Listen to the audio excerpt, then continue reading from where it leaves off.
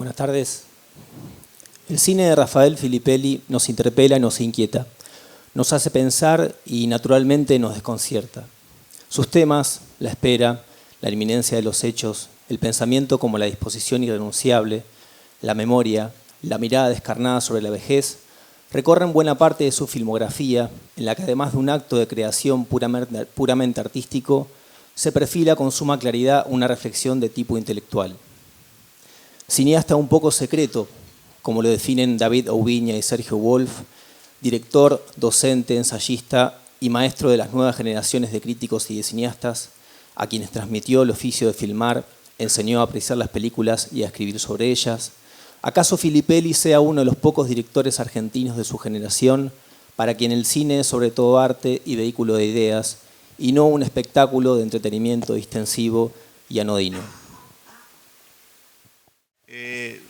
Bueno, simplemente me toca coordinar esta primera parte de la conversación, luego se va a sumar Martín, dado que no es casual que Rafael sea homenajeado en unas jornadas dedicadas a Juan José Saer, a Juan Isaer, sino que estaban muy ligados ambos por medio de la amistad, pero no solamente, sino que luego se verá la película que hizo Rafael acerca de Saer, una película que estamos todos expectantes por ver, y que además tengo a mi lado a dos de sus protagonistas, a dos estrellas de esa película, pero sobre todo partes, ambas, Alberto como Beatriz, muy cercanas, tanto a Rafael y a Saer. Primero, Alberto, ustedes saben, es el editor histórico de Juan José Saer y además amigo. Bueno, es algo que ustedes desarrollarán mejor. Beatriz no solamente fue la gran impulsora para que Saer sea introducido no solamente en la academia, sino en los ámbitos más amplios de la llegada de la literatura argentina, no solamente entre los lectores argentinos, sino en los lectores de todo el mundo. Y creo que ese es un rol que nadie duda en Beatriz. Y también Beatriz fue la compañera de Rafael desde el 83, desde el regreso del exilio de Rafael hasta su muerte este año.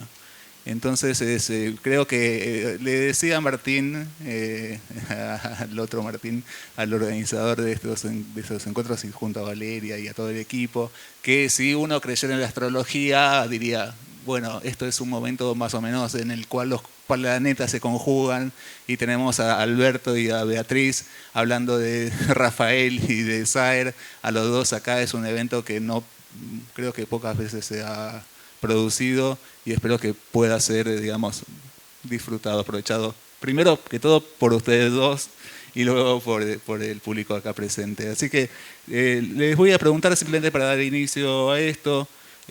Alberto, vos fuiste primero editor de Saer y a la vez compañero, amigo en México de Rafael. ¿Lo conocías de antes o lo conociste en México? Contanos un poco, porque eso también fue simultáneo, el conocimiento con Saer, ¿no es cierto? Primera aclaración. No estoy como editor, sino como actor fetiche de Rafael. Es decir, si bien mi imagen aparece en una sola película de él, debo ser la espalda más filmada del cine argentino.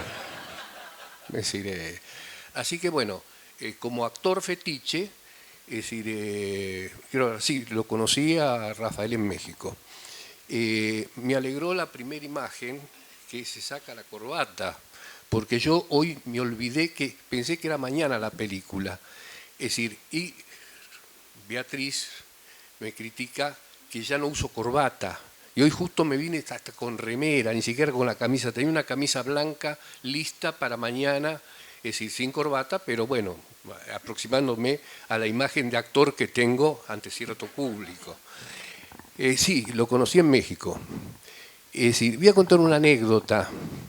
En México nos encontrábamos un grupo de argentinos tangueros en la librería Gandhi. Íbamos a la Gandhi no solo por sus libros, sino porque ahí había café express.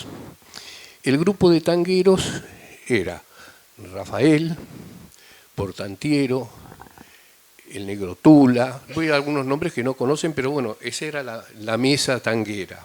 Emilio de Ípola y yo, no sé si me olvido de alguno.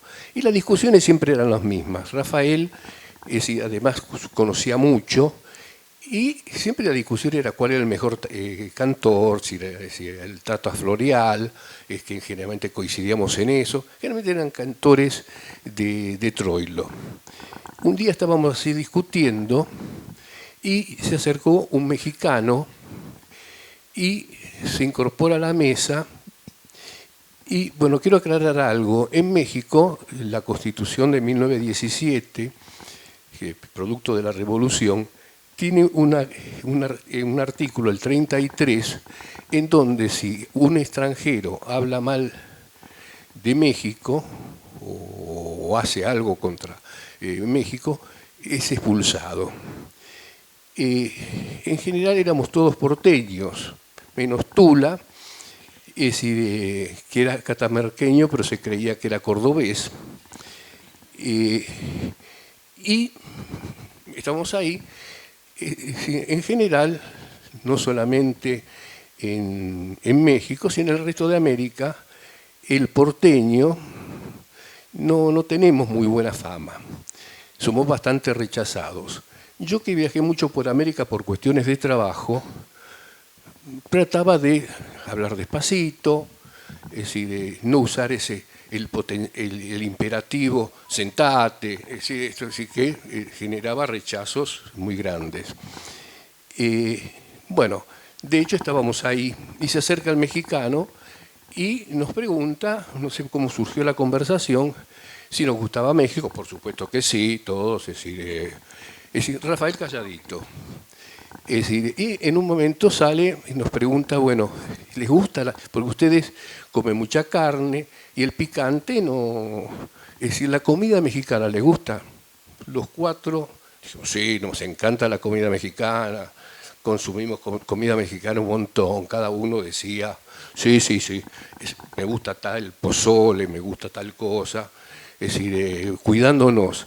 Le toca a Rafael, y como no hablaba, le dice, ¿a usted le gusta la comida mexicana? Rafael ya llevaba unos 6 o 7 años en México. Y Rafael dice, la verdad que no sé, nunca la he probado.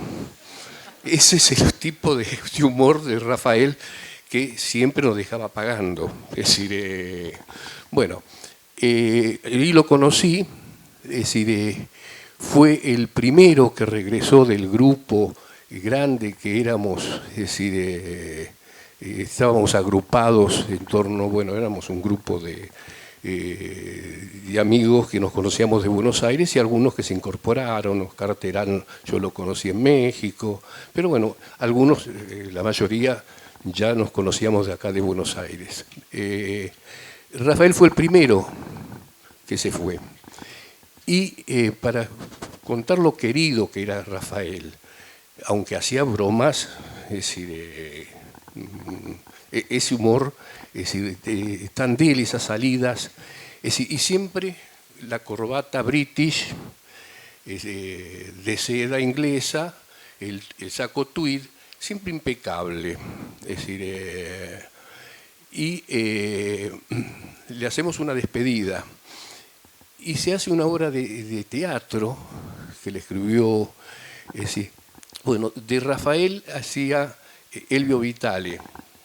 Es decir, y el chiste era que, porque Rafael lo decía, llego a Buenos Aires, taxi, La Paz, Clarín, es decir, Pucho, es decir, y se sentaba ahí en La Paz a fumar y leer el diario Clarín. Esa era, es decir, su expectativa. Y en la obra de teatro esta, con guión de Nicolás Casullo, una obra completísima. Es decir, Rafael está preparando su viaje, que no quiere llevar nada, es decir, y van apareciendo distintos personajes del exilio que le van tirando cosas. Mirá, es decir, vos llegás a Buenos Aires, llamala a mi vieja y llévale, y le llevabas, qué sé yo, objetos muy pesados, muy grandes, inclusive estaba, ahí se me fue el nombre, el fundador de Udelpa, estaba, ¿cómo se llamaba? Es decir, que era de la aeronáutica. Entonces ese directamente le trae una turbina de un jet, ¿no? Es decir, y este que andaba, y Rafa, que lo que quería era llegar, es decir, livianito, y todo le encargaban cosas para la madre, para el tío, para la abuela, qué sé yo. Es decir, lo gracioso estaba en eso, y Rafael, que durante toda la obra que hacía Elvio Vitale, fumando todo el tiempo y diciendo Clarín, La Paz, café. Es decir, y bueno, tenía que llevar una turbina aérea, bueno, todas esas ridiculeces. Pero era un personaje muy querido. Inclusive, es decir, sorprende, Noé Gitrig tenía la Casa Argentina de Solidaridad, que todos colaborábamos con algo así, y el grupo nuestro, es decir, no ocupaba, es decir, el club, la casa, solamente el último viernes del mes, donde nos juntábamos y era el grupo de discusión socialista. Y Rafa, junto con Osvaldo Pedroso, otro amigo, Osvaldo Pedroso era el otro tanguero, es decir, deciden presentar una lista. Entonces todo por Tantiero, Emilio, y yo hago una defensa. No, los compañeros se quieren presentar, es decir, está bien, es decir, presentemos una lista. Tenemos una participación más marginal en la interna de la dirección. Lo dirigía Noé, que fue el fundador, y la presidencia ya era fija, y eran distintas listas.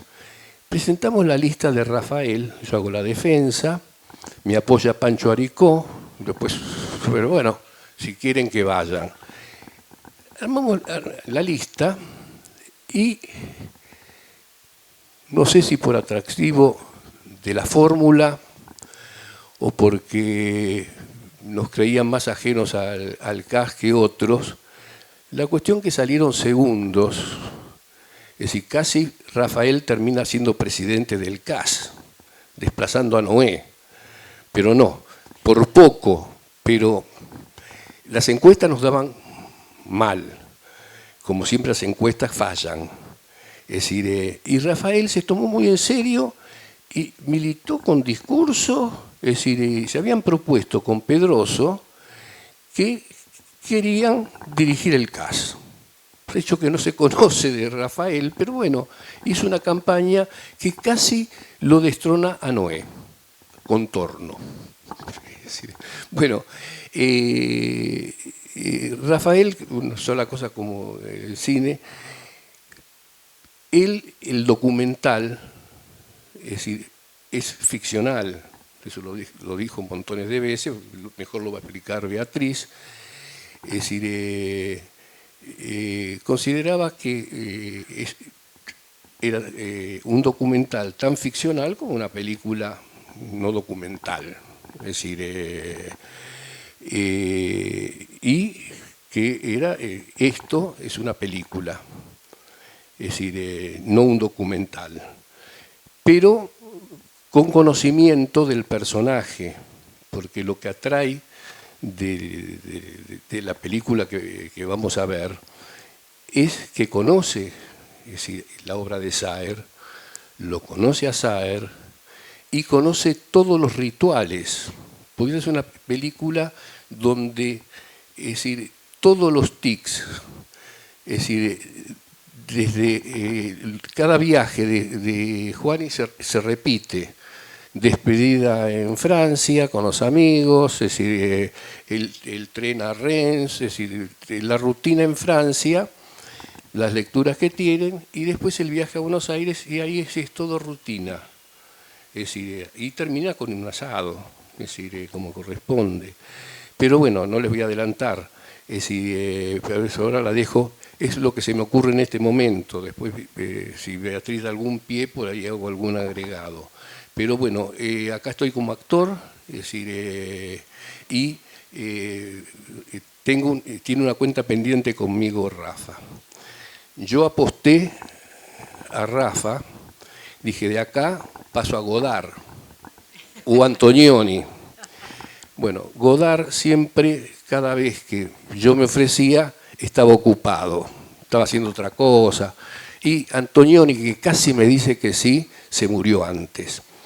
Es decir, me perdí la oportunidad de triunfar en Hollywood, porque ahí me hubiese despreciado Rafael, y por ser fiel a la estética godariana de Rafael, es decir, en este momento muchos de ustedes no saben que yo soy actor. Se lo han perdido, pero por culpa de Rafael, ¿eh?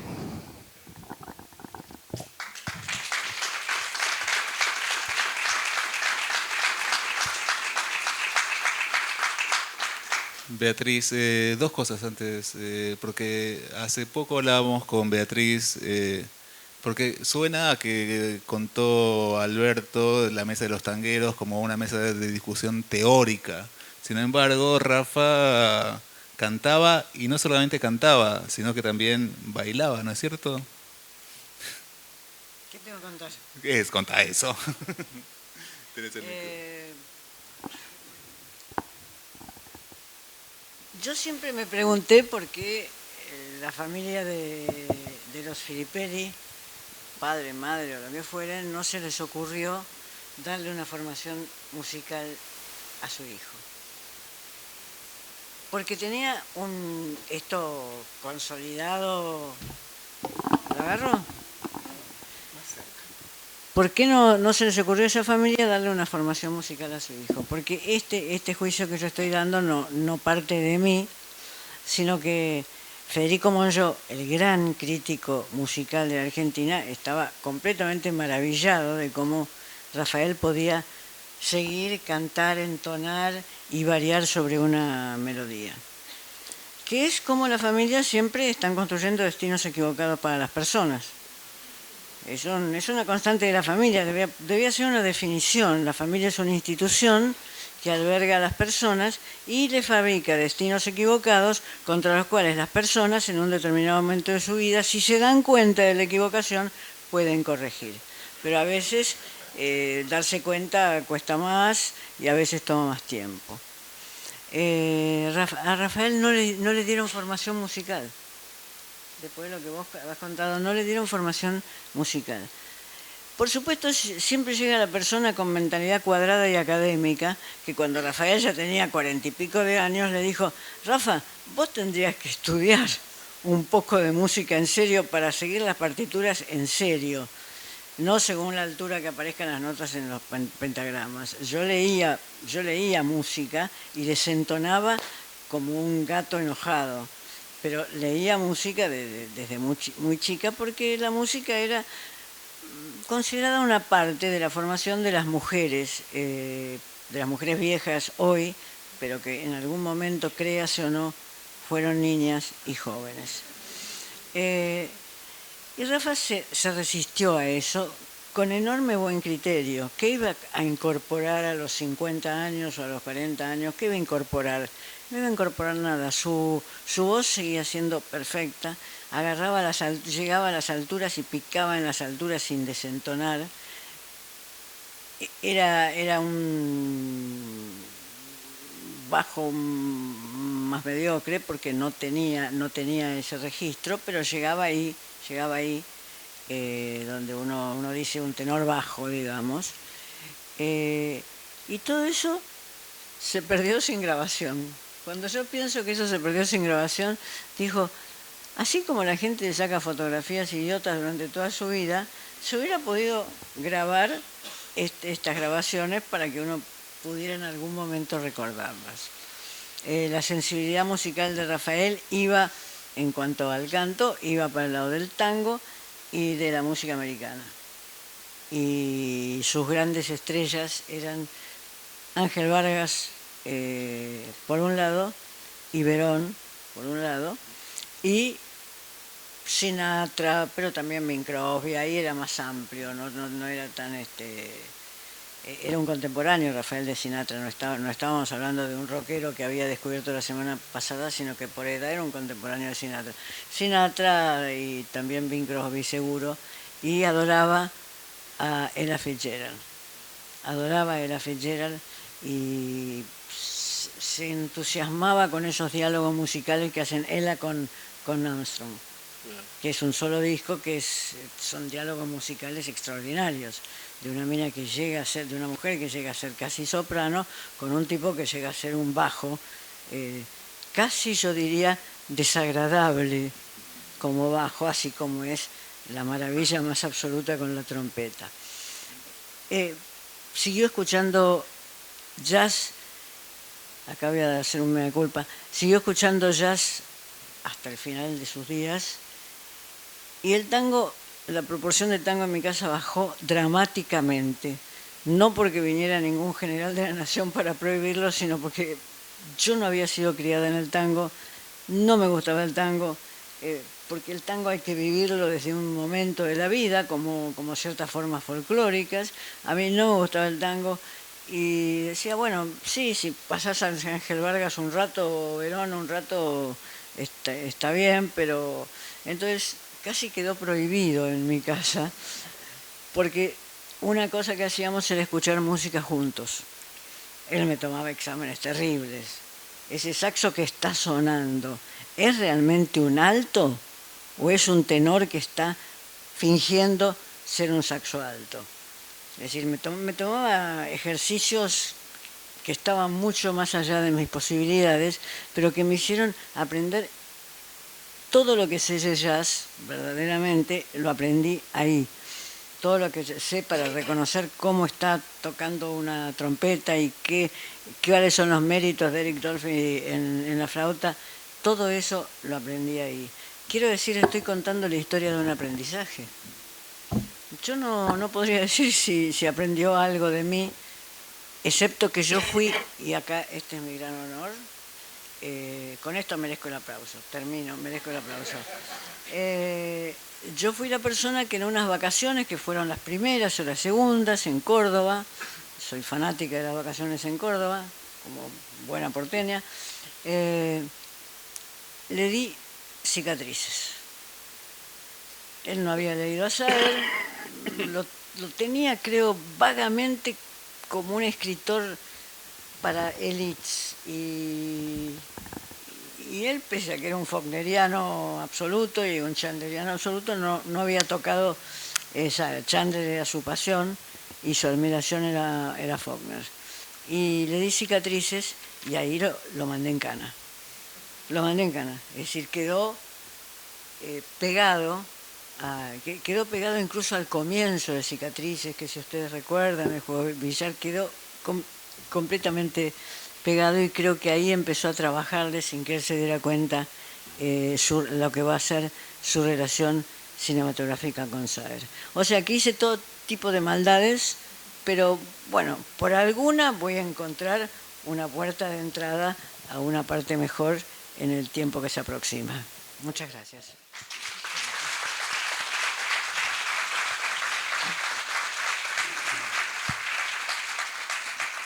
Quiero agregar algo a lo que dijo Beatriz. Efectivamente, en las discusiones tangueras, Rafael, es decir, cuando se hablaba del Tata Florial Ruiz, él tenía, es decir, nosotros no, el resto no sabíamos de tango, la letra, quién era gusto, nos gustaba más aquel.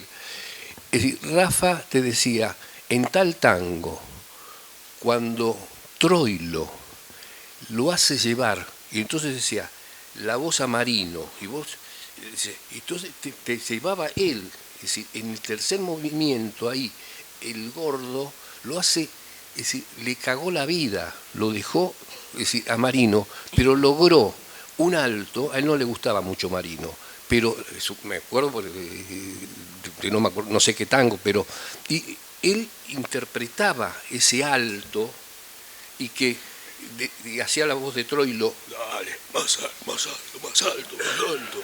Es decir, imitando la voz de Troilo. Y sí, el jazz también. Yo, es decir, aparte de actor, es decir, en mi adolescencia me gustaba la trompeta y el jazz. Es decir, y lo vi cuando venía a Buenos Aires a Armstrong, a Ella Fitzgerald. Y ahí también enganché con Rafa, es decir, porque tenía menos cultura jazzística que él, pero había sido trompetista yo, es decir, no, nunca llegué a sacar, bueno. Y sí, le gustaba, en esa etapa hablaba mucho de Sinatra, es decir, que era, y por supuesto de los clásicos del jazz, de Ella Fitzgerald, de todos. Tenía un jazzista que era su pasión, que era Miles Davis. Sí. Para Miles organizar Davis, esto, sí. porque si no Sí, sí. aparecen los su pasión era Miles Davis. Sí, Miles sí. Davis era completamente Sí, sí, intocable. que era- Y el primer disco que a mí me regaló, el primer LP que a mí me regaló, en un momento en que yo era completamente analfabeta del jazz, era puro Teatro Colón y después que se hizo rock en mi adolescencia, fue un disco de Miles.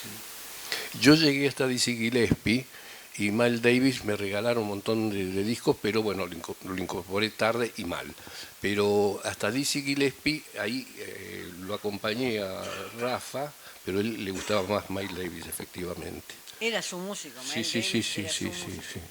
Es decir, Digo, bueno, para dar un panorama de un paisaje estético que tiene alturas y llanuras, digamos. Miles Davis era su música, a eso remitía.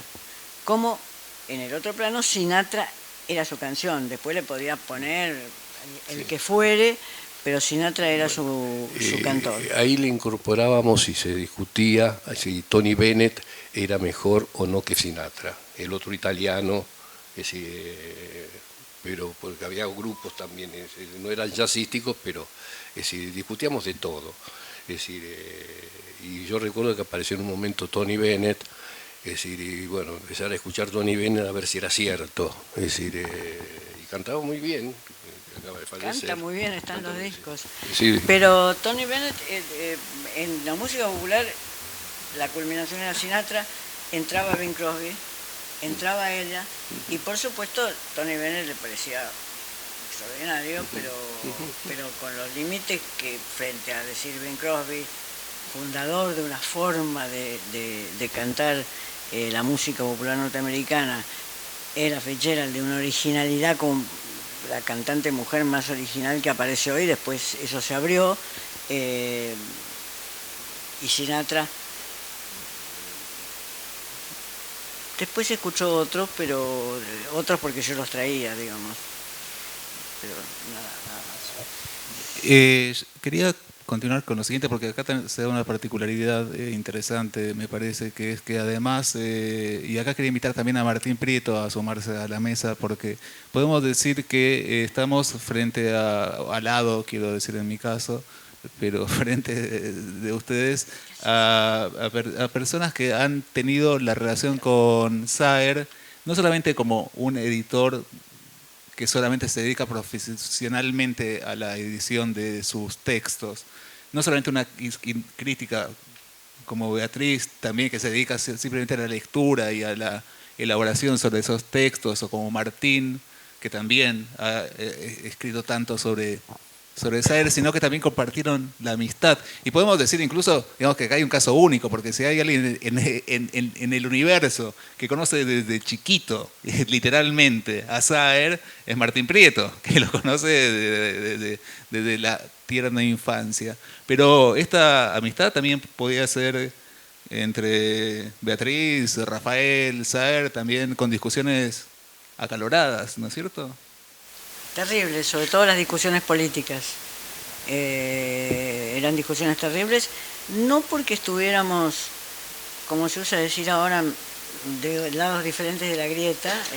Saer nunca fue peronista y a mí me acusaba así de haberlo sido en varias etapas, pero que abandonadas esas etapas, yo no me había purificado, no había salido a cruzar el Jordán y purificarme. Y en que entonces en mi discurso se notaban los restos porque había militado incluso en fracciones del peronismo. Las discusiones políticas eran terribles, era muy sectario en su pensamiento político. Yo diría, para decir de un escritor que nos ha enseñado todo lo que yo sé de literatura, qué es lo que me tiene que gustar y qué es lo que no me tiene que gustar, en política creo que no me enseñó ni la fecha del 17 de octubre. Era verdaderamente sectario, y siendo un hombre de la cultura que era en la historia cultural argentina, tampoco era un hombre versado en la historia política. Digo, porque no estamos acá para hacer un retrato imaginario, ¿no? Es imaginario porque es de la verbalidad, pero era muy... Tenía el partido tomado antes ni siquiera de pensar quién jugaba en ese partido. Entonces, lo que salía de esas discusiones de política con Saer no servían ni para él, porque no iba a cambiar nada, y no servían para su interlocutor, porque su interlocutor más bien terminaba a las trompadas. Recuerdo discusiones en Londres, cuando yo estuve un tiempo relativamente largo, en Cambridge, donde Juani se fue de la casa y yo lo corrí hasta la estación, porque en Cambridge, irse de Cambridge no es la operación más sencilla. Hay que caminar 40 cuadras hasta la estación o conseguir un taxi, que tampoco es una operación sencilla. Yo lo fui corriendo hasta la estación y persuadiéndolo que a esa hora de la noche no pasaba nada en términos de seguridad, pero sí pasaba nada en términos de verosimilitud de cómo se lleva una vida, una discusión, ¿no? en la vida. Las discusiones políticas eran terribles, nunca nos pusimos de acuerdo. Yo creo que pensaba muy mal la política, por otra parte. Digamos, escuchando peronistas, escuchando no peronistas, escuchando cristianos Juani pensaba muy mal la política, lo cual no le impedía ser un genio. Es decir, no hay que ser un genio en todas las asignaturas que se proponen a los seres humanos. No hay una conversación política de Juani que yo pueda recordar con cierta densidad. La densidad aparecía cuando tenía que describir a alguien, y ahí surgía el escritor. Cuando él tenía que describir a un político, los gestos que hacía, cómo hablaba, etc., ahí surgía el escritor y aparecía su densidad. Quiero decir, lo digo no porque esto lo disminuya, verdaderamente arrimarse a la política era solamente para tomar posición, pero no le interesaba, sino para ver cuál era eso como instrumento de su literatura. Porque además hay que decir, Saer tuvo la genialidad de convertir el mundo en instrumento de literatura. No en pensar en representarlo tal cual era, sino en convertir ese mundo en instrumento de su literatura, para lo cual había que transformarlo, y no había que jugarlo si era justo o no era justo lo que decía sobre ese mundo, sino si era bello o no era bello, si era perfecto o no era perfecto, la forma en que ese mundo era presentado. Bueno, yo recuerdo siempre una frase tuya, que decías que Juani en la vida cotidiana era muy vasto, pero cuando escribías, cuando yo te mandaba la muestra de un libro, vos lo leías y decías, ¿cómo puede escribir así este hombre? Que bueno, es decir, estaba sorprendida. Quiero decir dos cosas, y no porque que haya que defenderlo a Saer de nada.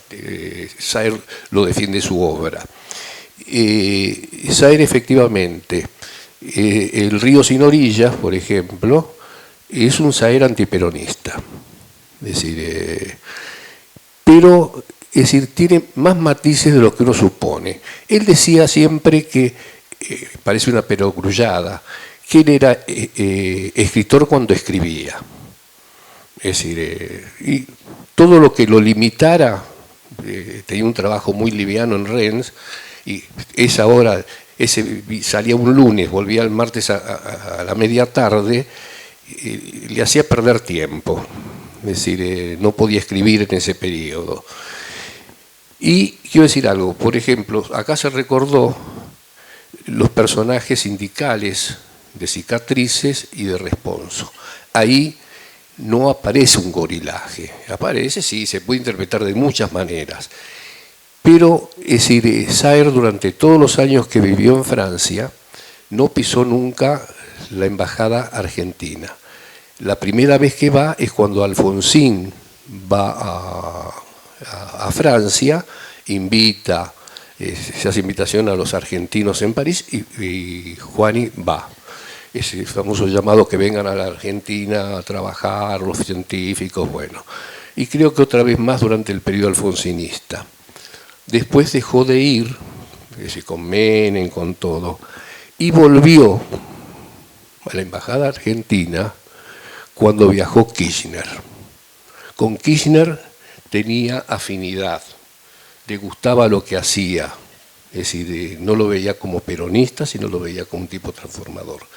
Quiero decir esto, es decir, para no dar una visión muy primaria, tenía más matices y cuando le gustaba algo se olvidó que Kirchner era peronista, porque él pisar la embajada argentina era un compromiso político.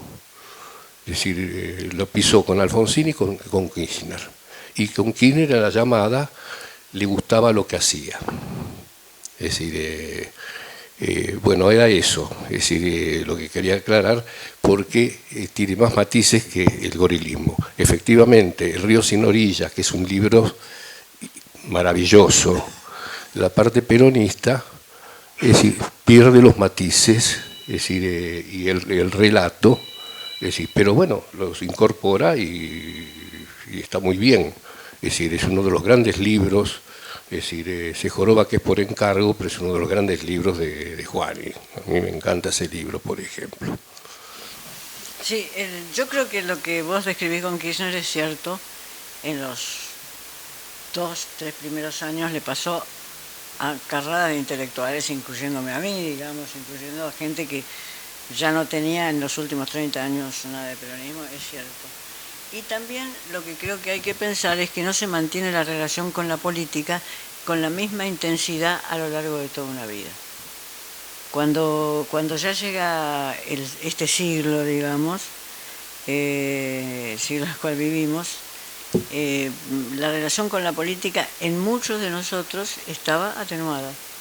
Pero porque así son las biografías de las personas que han tenido una relación con la política, que implican, bueno, no vamos a hablar de eso, pero es obvio eso. No se mantiene la misma intensidad de la relación y por tanto no se mantienen ni los mismos odios ni los mismos amores. Martín, te quiero preguntar justamente cómo te presentaba. Debe ser un caso que a mí me produce curiosidad, pero entiendo que a mucha gente le debe parecer esta una pregunta. ¿Cómo es primero conocer de niño a una persona, a un amigo de los padres, y luego ya al crecer leerlo y entonces elaborar como crítico a partir de las lecturas sobre una obra de alguien que vos conociste como otra cosa, ¿no? Bueno, yo recién, justamente después de la charla que di, me hicieron una pregunta parecida que traté de, ¿cómo se dice?, de disculparme de responder, por decirlo así. Porque no me quiero meter mucho en esa relación personal y porque además me parece que acá Alberto y Beatriz fueron amigos de Saer, amigos de verdad, digamos. La relación que yo tenía con él era una relación que estaba muy, efectivamente, muy amortiguada, potenciada, pero amortiguada también por mis padres y por la edad, la diferencia de edad que teníamos. Yo lo conocí cuando tenía 10 años y todo lo demás. Y no es un asunto del que me interese mucho expandirme. Pero sí, porque no quiero irme del eje original de esta conversación, hablar de Rafael y de Juani a la vez, me gustaría hacer algún comentario sobre la película que vamos a ver, de la que yo soy no me van a reconocer, pero actúo, tampoco actúo, aparezco, ese es el asunto, aparezco en la película, es muy difícil, yo lo siento realmente, pero es muy difícil que me reconozcan en esa película. Y para mí la película tiene muchas cuestiones que me interesaba subrayar acá, ¿no? En realidad, yo trabajaba en ese momento en un diario en Rosario, de freelance, entonces tenía que vender notas para obtener un dinero, y entonces me enteré que se iba a grabar, a filmar, a rodar parte de la película de Rafael sobre Juani en Santa Fe, exactamente en la casa de los Bezeiro. Una película que formaba además parte de una serie de retratos, de artistas, de escritores, de artistas en general, hechos por cineastas, ¿no? Que tenía como antecedente, si no me equivoco, la película de Fisherman no, la primera, la de sobre Gombrowicz. Sí, que se había estrenado justamente en Santa Fe en el año 87, por ahí. Bueno, entonces yo hablé con el del diario y le dije que y que me iba a hacer una crónica y una entrevista sobre el rodaje de la película. Me aceptaron la nota, que por supuesto terminó en 0 porque no me pagaron el pasaje, o sea, bueno. Entonces, ¿No le hiciste? ¿Eh? ¿No le hiciste? Sí, la hice, pero terminó en 0, quiero decir, porque no obtuve ganancia económica. Porque, bueno, el asunto es que viajé a Santa Fe, fui a la casa de los Bezeiro, al rodaje de la película, y me incorporaron a la mesa. O sea, era un asado en la casa, en esa rutina de Saer en la Argentina, cuando venía de visita, incluía siempre un asado en casa de los Bezeiro, y entonces me suman a esa mesa, ¿no? Y estaban los santafesinos, estaba Maurer, estaba todo el mundo alrededor de esa mesa comiendo un asado, y me ponen ahí también a comer un asado. Bueno, entonces yo me quedo con unas sensaciones un poco encontradas, justamente con respecto a la idea del documental. ¿Qué es un documental? Vamos a hacer un documental. Bueno, la gente comiendo un asado y un cineasta con, digamos, una jirafa de sonido y unas cámaras y la gente comiendo el asado. Y nada que ver. Nada que ver en el sentido de que todo era una gran... Yo no sé si no era una pantomima, pero era una puesta en escena de un asado, ¿no? Era una puesta en escena de un asado. Entonces, por ejemplo, yo llego, pasá Martín, bueno, dice, ahora llega Juani. Bueno, entonces yo me siento por ahí, qué sé yo, y en el piso había una cruz hecha con cinta blanca, una cruz. Raro, uno dice en un patio, en la casa de un patio agreste, una cruz. Entonces llega Saer, caminando como caminaba así, llega Saer y se para en la cruz. Dije, bueno, se para Saer en la cruz y aparece Sergio Delgado, a quien vimos hace un rato acá en la película. Aparece Sergio. Hola, Juani. Bueno, no, de nuevo. Bueno, el documental. Vuelve Saer para atrás, muy dócil Saer al ser actor. Vuelve Saer para atrás. Entra Saer de nuevo en escena, se vuelve a parar en la cruz, vuelve a aparecer Delgado. Hola, Juani. Bueno, 2 o 3 veces hasta que finalmente entra Saer, se empieza a comer el asado. Aprende donde se tiene que parar. Aprende donde tiene que parar. Aprende donde se tiene que parar para la cámara. Se comienza a comer el asado. Entonces se empieza a comer el asado.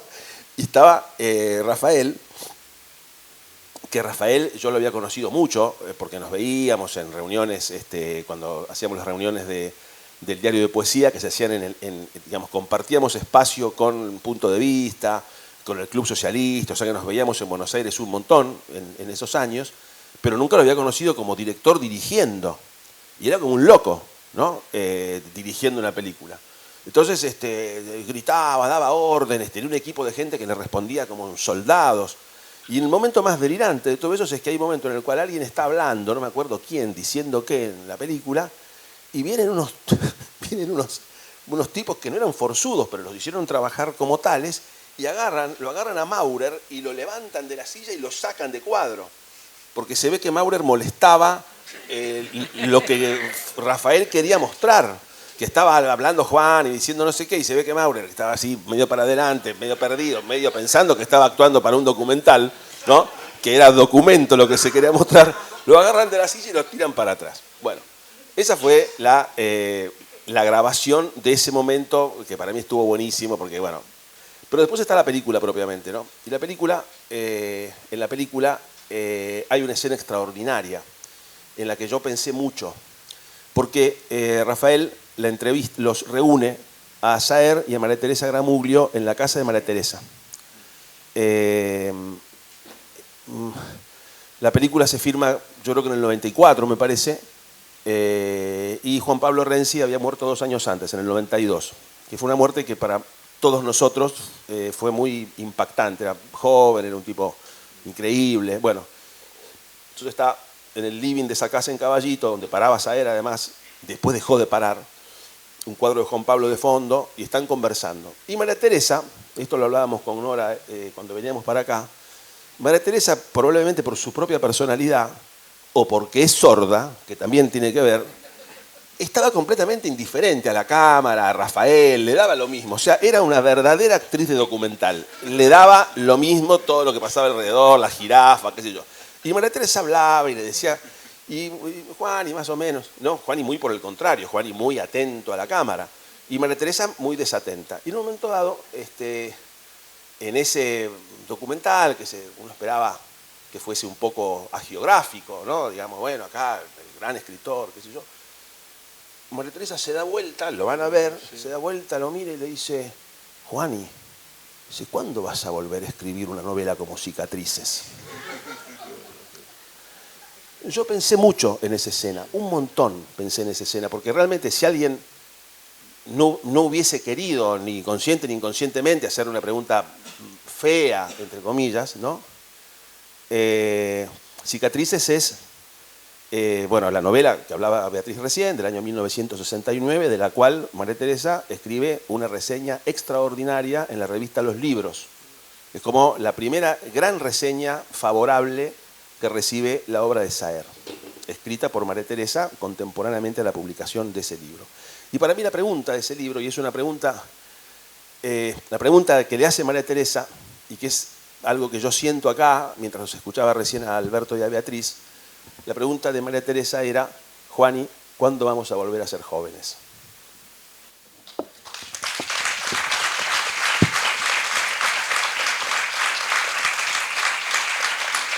Bueno, me parece que con estas palabras estamos listos para ver la película. Creo que ha creado la suficiente expectativa para que todos querramos verla o volver a verla. Así que los despedimos a ellos y luego seguramente nos encontraremos por acá. Yo quiero hacer una mención, A ver. que fue pasada por alto. Juani tenía dificultades para editar y fue Susana Zanetti, la crítica literaria de literatura latinoamericana, la que hizo una pelea para que el centro editor editara, y editara los cuentos completos. Que en ese momento era como editar los cuentos completos de alguien que el público del centro editor ignoraba por completo. Me parece que si no hablamos siempre... No, yo anoche resalté eso, la labor de Susana y tuyo, el centro editor y de Pibacó. Yo no tuve nada que ver, fue Susana Zanetti. Pero vos trabajabas ahí. No, yo trabajaba ahí, sí, pero sí. No con eso Sí, no tuve nada que ver. Está en el libro de Martín, está la carta, vos reproducís la carta de Susana que le dirige a Juani diciéndole lo importante que sería que colabore, es decir, él la rescata, es decir, reproduce, son 2 páginas de la carta de Susana. Pero yo tuve que ver solamente con una anécdota que toda la morralla que he escrito en mi vida me salva, que es que después que yo había escrito en la revista Los Libros, la primera nota que publicó Los Libros y muchas otras revistas sobre una novela de Saer fue hasta la librería Galerna a preguntar por mí, que por supuesto no sabía quién era, porque no tenía ningún motivo para saber quién era. Yo estaba en una revista absolutamente minoritaria y hizo ese viaje. Quizás él sentía también que era muy minoritario. Bueno, pasemos a la película entonces. Gracias.